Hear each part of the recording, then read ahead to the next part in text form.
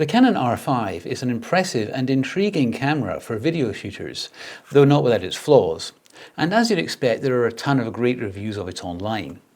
But there are a few points about the camera that I had trouble figuring out before I bought it, and since I did buy it, and I've been using it for about 9 months now, I thought I'd share those here for the benefit of anyone else looking at the camera. And of course I can't talk about the R5 without talking about the notorious overeating issue. Now I know this has been a problem for a lot of people, but I think it can be kept pretty well under control. You just need some discipline, no snacking in between meals, and above all, don't feed the camera after midnight. What? Can I start again?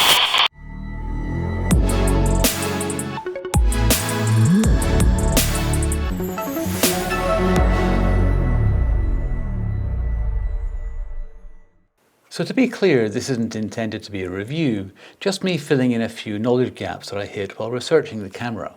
So I'll be talking about what bit rates the camera records at, what codecs it uses and how they compare, battery life and USB powering, memory cards and speeds, and remote control using Wi-Fi, and overheating. And bear in mind this is going to be about video. I've shot some stills with the camera and of course it's fantastic, but video is my main use case, so that's what I'll be talking about here.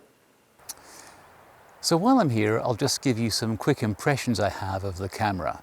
This might help you if you're on the fence about buying the R5. Overall, the camera feels great. It's nice and compact, but still feels good in the hand. And I have big hands. The grip is nice and deep, which gives me a secure feeling hold on the camera, which is just as well because with this lens, it makes a heavy combination. A larger camera might have more to hold, but then it would be a larger camera. You can always add the battery grip if you want more handholds. The controls are all great with a nice positive clicky feel. The fit and finish overall is superb.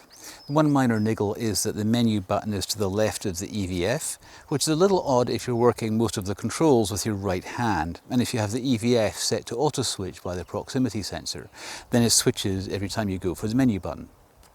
The EVF itself is great, though for myself I don't use it all that much.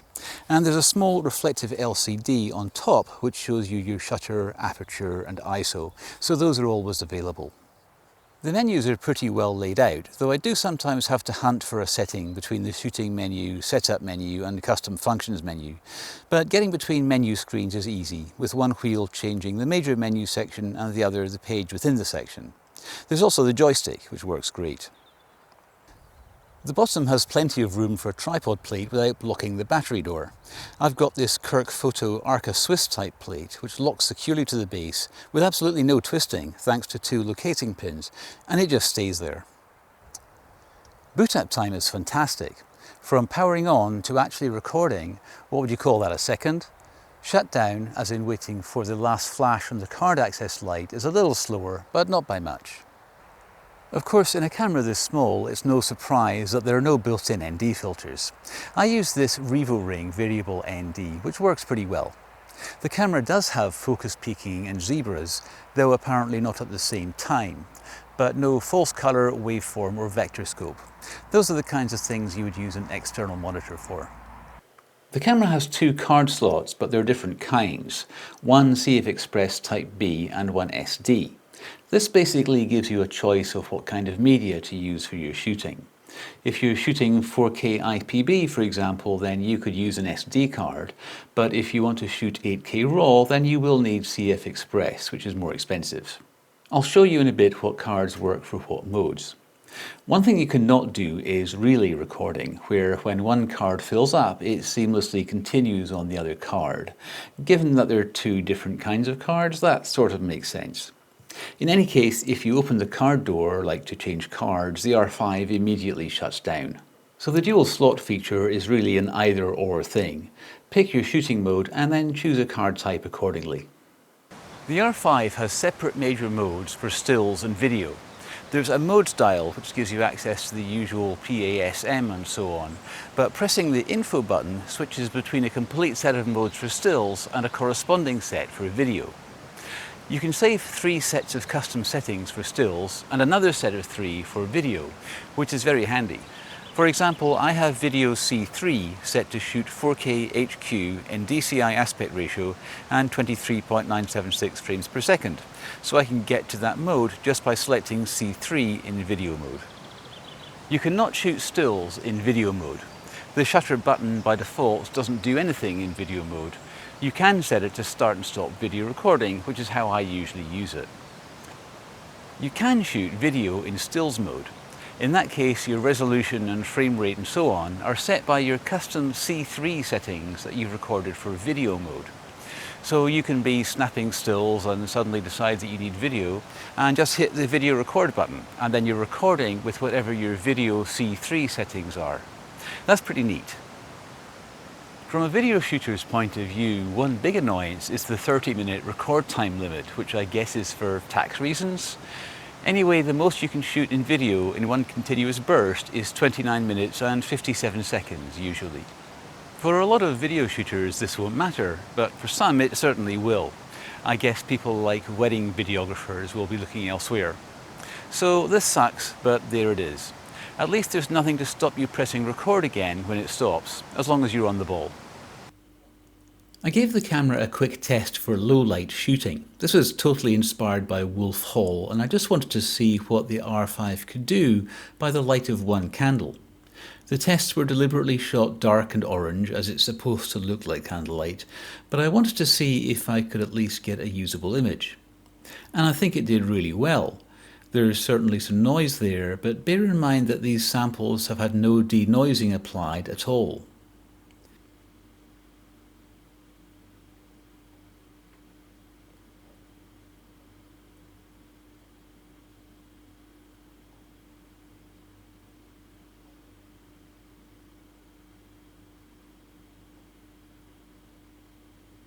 As you push the ISO above 3200, the R5 holds together really well.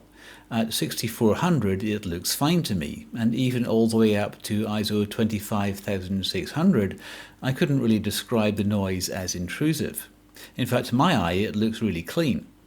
And a smooth target test like this accentuates the noise. In a live action shoot this could be really great.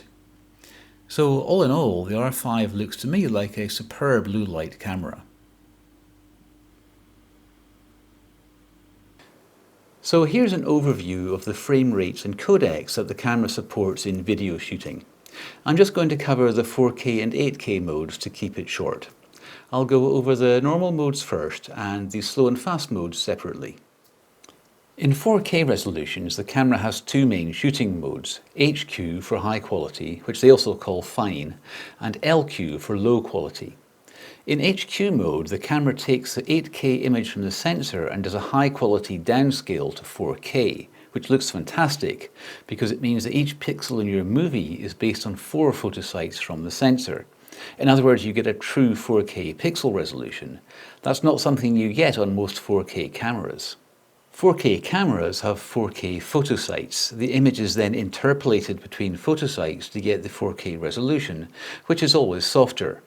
So 4K HQ will deliver a more detailed image than you can get on a 4K camera. Of course, you can do this yourself in post if you shot 8K, but then you'd have to handle those big 8K files. But that high quality downscaling needs more processing power and hence more heat and more battery drain. The R5's LQ mode takes the 8K image and line skips it down to 4K, which is a lot less demanding on processing power. The trade-off is image quality. LQ is softer than HQ, more like what you'd get from a regular 4K camera. But it still looks pretty nice, and it sharpens up in post pretty well, so it actually might be fine for your needs.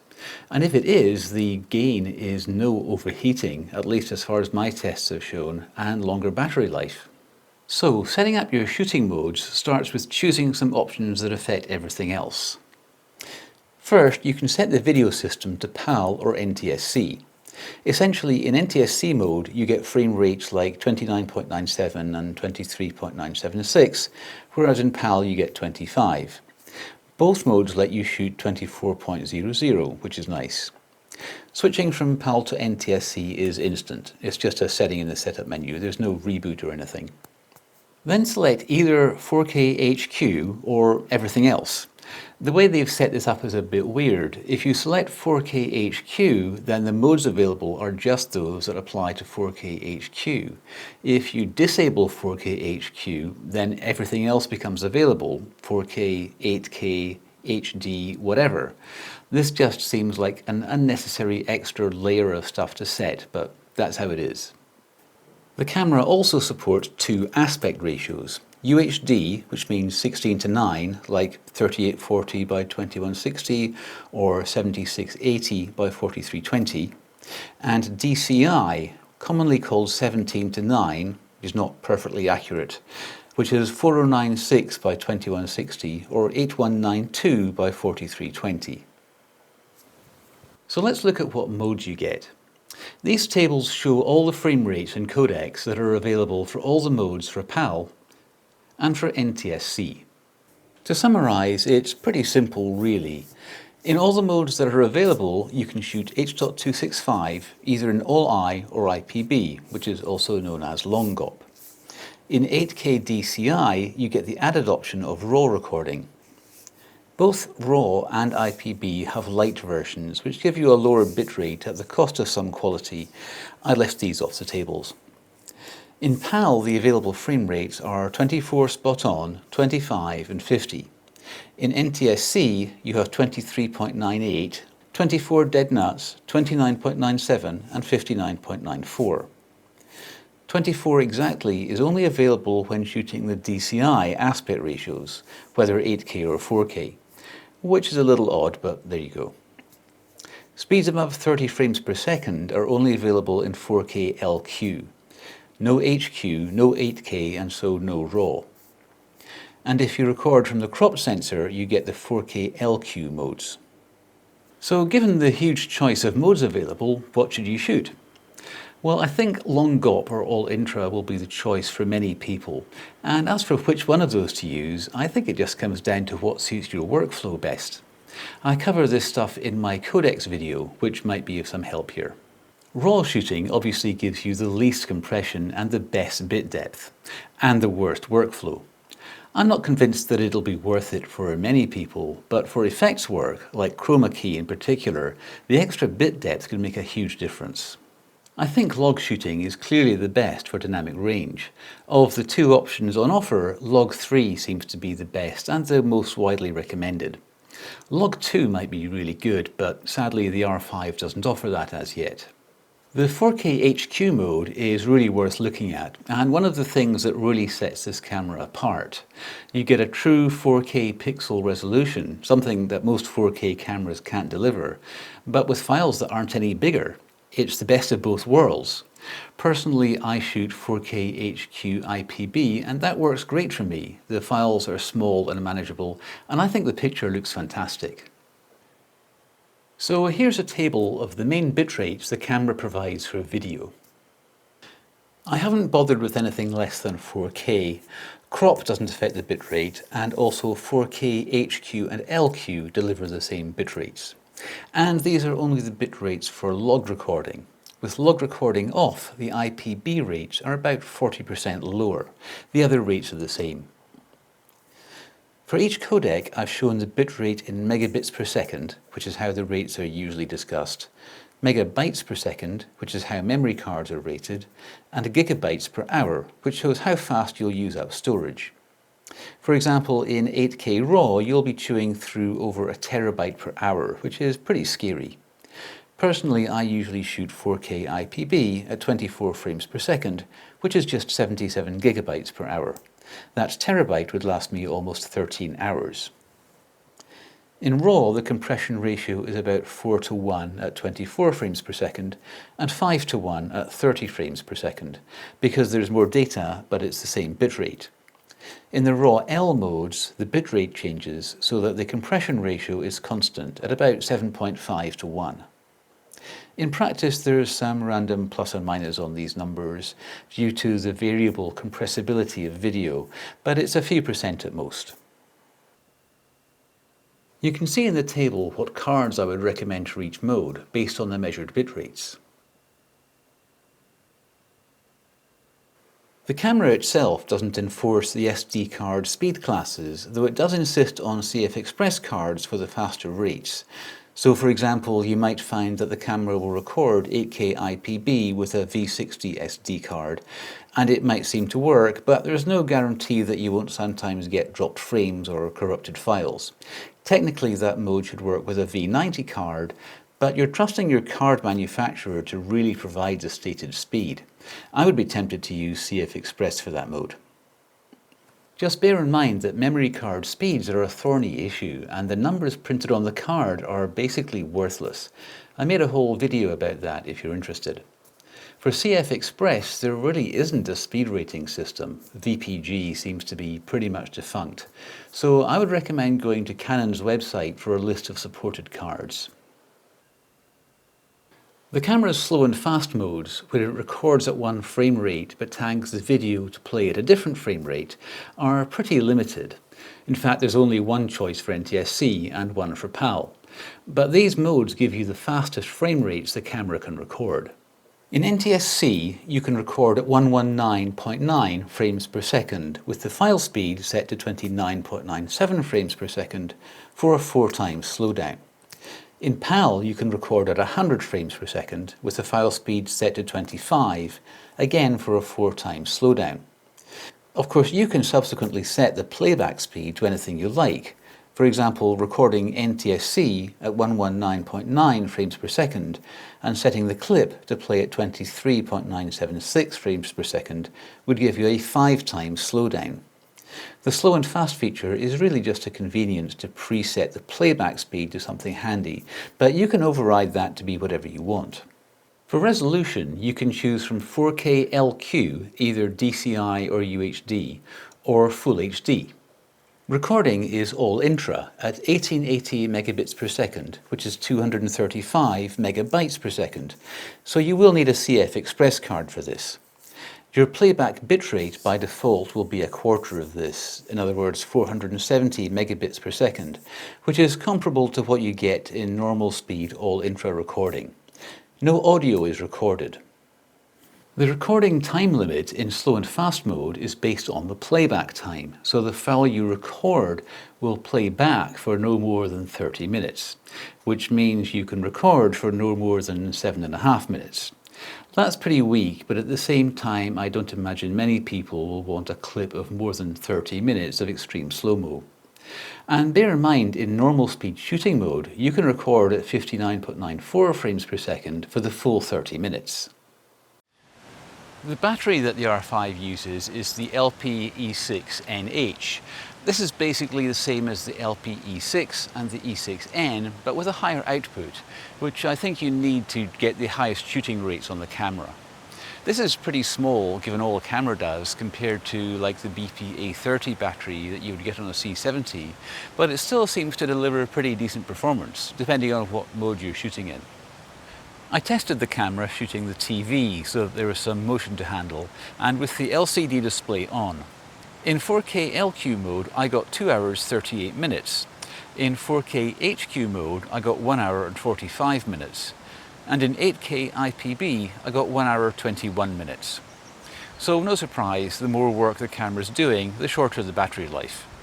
Obviously, if you're shooting a lot, particularly in the higher quality modes, you're going to need spares, or an external power supply. Of course, you can also extend the battery life by using an external battery grip, which gives you 2 batteries instead of 1, and there are dummy battery solutions available. Canon sell an adapter which can be used to charge and run the R5, but the price for this is a bit crazy, so I haven't tried it. And it shouldn't be necessary, given that USB powering is supposed to be a standard, but unfortunately it's a bit of a mess. You can charge the battery in the R5 using the USB connection either from a mains adapter or from a battery bank, but it has to be USB power delivery compliant. You can also run the R5 over USB power, but it can be a bit tricky to set up. First of all, you absolutely have to have a battery in the camera. With no battery, the camera will simply be dead. And then you need a USB power bank and cable which specifically support USB power delivery at the required wattage, 30 watts. An ordinary USB-C cable just won't work. And to note that you specifically need power delivery, this is a separate protocol added to USB, and your power supply has to support it. So powering the R5 over USB works if you have all the right bits. You'll know that you're running off USB power when the battery indicator on the rear LCD screen goes grey on the inside. That is, the actual bars go grey. Remote control is through Canon's Camera Connect app. This connects to the camera through Wi-Fi using Bluetooth to make the setup easier. It's an app that you install on your device, which limits it to Android and iOS devices. I've tested it on an Android phone and tablet, and it works well. Setup is pretty straightforward. Of course, you need to install it, and each time you use it, there's a few seconds of fiddling to get them connected. But the app makes it as easy as possible. It will connect to your home Wi-Fi if you have it, and if you're out in the field, the camera will set up its own Wi-Fi hotspot and guide you to connect your phone to it. Once it's up, you have all the usual controls. You get a live view and you can control the focus mode and tap to focus. You have audio meters, which is nice. You can change your shooting mode, codec, ISO, aperture, shutter, audio gain, and so on. And of course, start and stop recording. There are two big things missing. The first is LUT. I can't find any way to install a LUT on the Camera Connect app. If you're shooting log, you can set a LUT on the camera's LCD, but the remote control will still show the flat log footage. Second, and the big one for me, is no preview support. It would be such a time saver if I could watch a preview of my last shot on the phone, or even if I could just initiate preview from the phone and watch it on my monitor. But overall, the remote is a solid and very useful addition to the camera. So let's talk about that overheating issue. Of course, this issue has been discussed at huge length, and I think it's clear that Canon could have done a better job on this at launch.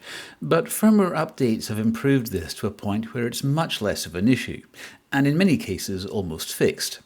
Whether it will affect you will depend on just what you're doing with the camera. There are settings in the menus that can help with heat. On the shooting menu, that's the first one, page 8, standby low res is one option you should set. You'll often see this referred to as overheat control, which is what it used to be called. Just above this is a new setting called auto power off temp, which you can now set to standard or high. Set this to high to get longer shoot times, but the camera can get hot, so watch out for low temperature burns. This is as of firmware version 1.6, and make sure that you're in movie mode to see these settings. So I gave this some tests. All the tests were done with firmware 1.6 and based on continuous shooting off the TV, running from external USB power. This was in my living room at about 19 degrees Celsius. Of course, the built-in 30-minute record limit kicked in, or 7.5 minutes at 120 FPS. When that happened, I just pressed record again straight away. The results are as shown in this table. Basically, with the power off temp set to standard, you can get 40 minutes in 4K HQ, or 33 minutes in 8K IPB, both at 24 frames per second. At 60 frames per second 4K LQ, it's 1 hour 41 minutes, and at 120 frames per second, just under 20 minutes. This is no great surprise. 120 FPS is a huge strain on the camera as it's handling colossal amounts of data. But with the overheat temp set to high, all the modes up to 60 frames per second were basically unlimited in my tests, although 8K did give intermittent warnings. Even at 120 FPS, I'm getting over 35 minutes. In the cases where the camera ran for 3 hours or more, it just didn't seem to be getting any hotter, so I couldn't see much point in continuing. The camera was pretty warm after these tests, but not crazy, though the memory card was too hot to handle. It cooled down pretty fast though. In 8K IPB, I got warnings after an hour or so, including a red flashing warning for a while, but that went away again and it kept on running until I ran out of battery power. So while it seems like it's running close to the edge, I couldn't actually make it overheat. I have tested 4K LQ mode at 24 frames per second, and even in the older firmware, overheating is basically not happening as far as I can see. You can run for hours with no problem. And given that the image in LQ mode is actually pretty good, this could be a great way to film if you need a long runtime, barring the 30-minute record time limit. It looks to me like firmware 1.6 significantly alleviates the overheating issue, at the very least. With overheat set to standard, times are limited, but still longer than the 30-minute record time limit. But set to high, the camera can clearly run for significantly longer. I can't say it won't overheat for you because running in a warmer environment might push it over the edge, but it's obviously at least possible to get hours of use out of the camera now, even shooting 8K. As it happens, my main project for several months has involved shooting landscapes in 4K HQ, and for the full 30-minute allowance on each take. This was including summer when it was quite warm. Even shooting several 30-minute takes with setup time in between, I never really hit the overheat issue. In all, I think that as a small form factor, 8K capable camera without active cooling, the R5 is basically on a par with the competition. It may not be perfect, but with firmware 1.6 it's pretty good. At the end of the day, if you're shooting video and you want a cinema camera, then you should buy a cinema camera.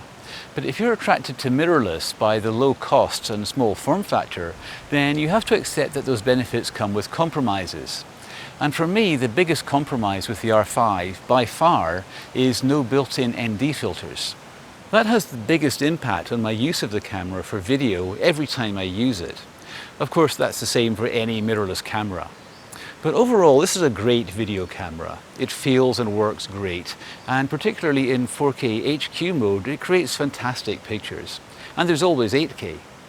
The half-hour limit on a single clip is going to be a real problem for some people, and I expect those people simply won't buy this camera.